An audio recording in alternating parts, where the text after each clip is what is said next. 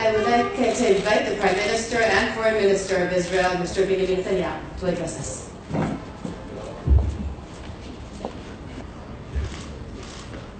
Well, this is a very moving moment, which I know all of you share. The Knesset members who are here, the distinguished diplomats from so many lands, Deputy Foreign Minister and the Director General of the Foreign Ministry, the families of who were saved by these heroes, the Director of Yad Vashem who has documented their activities, Nina Admoni, who just told me that her family was rescued by the Japanese diplomat in Warsaw, in Lithuania. Now, you're a Litvak too? You're a Litvak too? Okay, well, I am. Okay. My family was lucky. It heeded the call of Zionism and left Lithuania in 1920, but it was among the lucky few, and the great majority stayed. 6 million of our brothers and sisters were slaughtered in the worst atrocity in history. And this is what makes the people who are honored here so exceptional, because in the worst darkness that beset the earth, they lit a candle of righteousness. Yad Vashem calls them, these men and women, as righteous among the nations.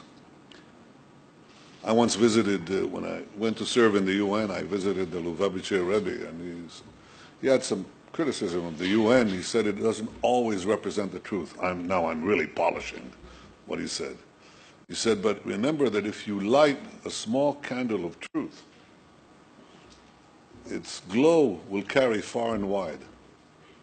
These people lit candles of truth and candles of humanity in the sea of darkness, and we shall forever remember them.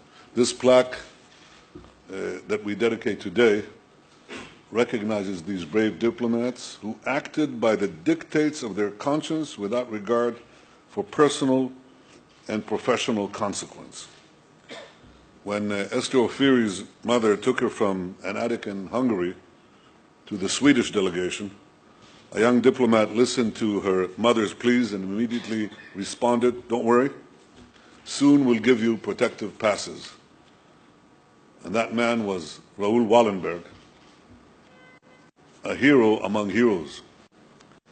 On July 9th, 1944, Wallenberg arrived in Budapest to serve at the Swedish embassy. And when he realized how many Jews needed his help, he threw diplomatic caution to the wind. He worked tirelessly to save Jews. He issued thousands of protective letters and placed the Swedish flag. He placed the Swedish flag over buildings housing Jews. Took the flag and put it, it's almost like Moses in Egypt. He claimed that columns of Jews who had been marched to the Austrian border were under Swedish protection. There are lesser-known heroes. They're all on this wall, and they should be known. We should teach our people, I think all of humanity, their courage and example. Diplomats like Captain Francis Foley of the United Kingdom and Ho Vek Shan of China and the others, they deserve to be household names. It's a matter of justice, but it's also a matter of educating future generation. So we chose to place this plaque with these brave diplomats' names here in a prominent place of our foreign ministry, because these are the kind of people we ask our young diplomats to emulate. Men and women of boundless courage, men and women of the deepest moral character. By the way, many of them were castigated by their foreign ministries, and for many of them, their career came to a swift end. But they risked everything for the truth, and the first thing is establishing the truth. It wasn't easy to do that, because the truth was hidden by iron curtains of lies and deception. The truth is not always easy to establish today either, by different means. But the first thing they wanted to establish was the truth. Once they learned the truth, they risked everything for our common humanity. And for that, we and history will justly remember them as heroes. The truth about the Holocaust must always be studied. It must always be remembered. Israel works closely with our partners around the world to defend and reveal the truth about the Holocaust. We expect to do that with every country, including Poland. Above all, future generations must internalize the lessons of the Holocaust. I think the most important lesson for all humanity is that hatred, extreme ideologies, these must always be confronted early, when there is time to nip them at the bud. We Jews have learned to believe our enemies when they call for our annihilation. We've learned that we must be able to defend ourselves by ourselves against any potential threat. The State of Israel not only has internalized these lessons, it practices it. We hold our hand out to peace for any of our neighbors who wish peace with us, and there are quite a few, and their number is growing, I am happy to say, and I hope it will extend to all.